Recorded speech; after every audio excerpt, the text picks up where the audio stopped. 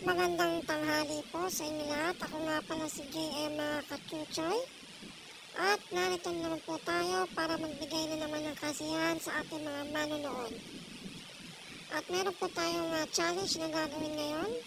Ang tawag dito ay Cups and Straw Challenge. So sana magustuhan nyo ang ating palaro ngayon. Ang gagamitin natin ay cups, straw, at ang timer. Kung nakikita nyo, ang laki nung timer natin, tablet. Wala kasi akong cellphone, pero mamaya cellphone na yan. Wala lang akong panglagay na timer, kaya inilagay ko po yan. Okay po? So, ano na nga. Andito na po ang timer natin, mag-start na tayo.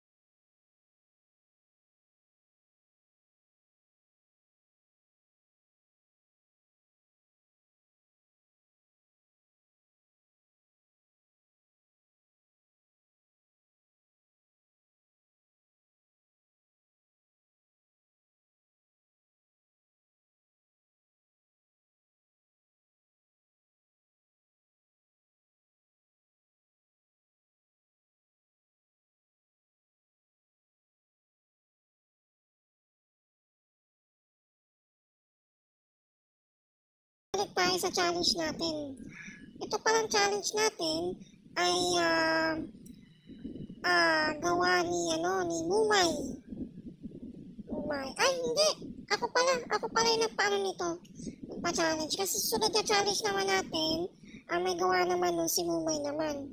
Dalawang sunod na challenge natin after ng Cups and Straw Challenge, meron po tayong next na 4 pang challenge. So, yung dalawa gagawin ko na. Yung dalawa hindi ko pa gagawin kasi hindi ko pa alam kung ano yung challenge na ibibigay pa ni Mumay. Kasi ang nakuha ko ng challenge ay yung dalawang challenge na may ping-pong ball. So, yun na nga. Ito na ang kwento. So, habang nanonood ako ng movies kanina lang mainit-init pa. Yung movies nanonood ako. Ang pinapanood ko yung Damit. Ito palang palabas na to, isang horror movies na hango sa Indonesia.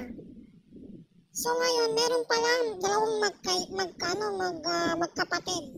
Kwento ko lang ha. Na dalawang magkapatid, yung isa palang kapatid niya, parang nag-Maynila yata. Tapos isang kapatid niya nasa probinsya. Itong ate niya, nagpunta ng Maynila para magtrabaho. Ngayon, yung ate niya nakapagtrabaho bilang isang katulong sa isang mansyon. Ngayon, itong maid na to, nagustuhan nung mag-asawa. Para sila may nagkagusto sa isang babae. Ang tinutukoy ko ay ang maid. Yung babae at yung lalaki nagkagusto dito sa maid na babae. Ang nangyari, nagkaroon ng anak tong lalaki sa maid. At itong babae naman, walang magagawa. Siyempre, anak ng lalaki, hinayaan na lang. Hanggang sa na-discover ngayon nung kapatid niya na pumasok bilang katulong ulit.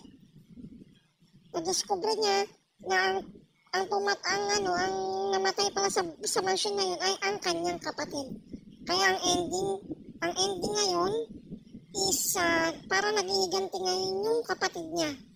Dahil kasi siya yung pangalawang pumasok na katulong dito sa ating horror movie sa pinapanood. Grabe, hindi mo na-expect, no? Yung pinapanood ng movies, akala mo talagang nakakatakot, pero hindi naman. Kakabahan ka lang doon sa kwento na yun. Ang kwento na kasi magkapatid na pares pala nagpunta sa isang mansyon na naging katulong.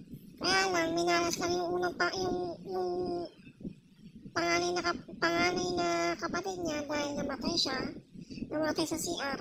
Kaya ayun. masira buhay ng panganay. So ngayon, nagiganti ngayon itong bunsong kapatid ng panganay. Kumbaga, kinil niya lahat. Kinil niya mula sa driver, sa mga katulong, tapos dun sa dalawang natitira. Ngayon, excited kayo kung sino yung sa dulong mamamatay.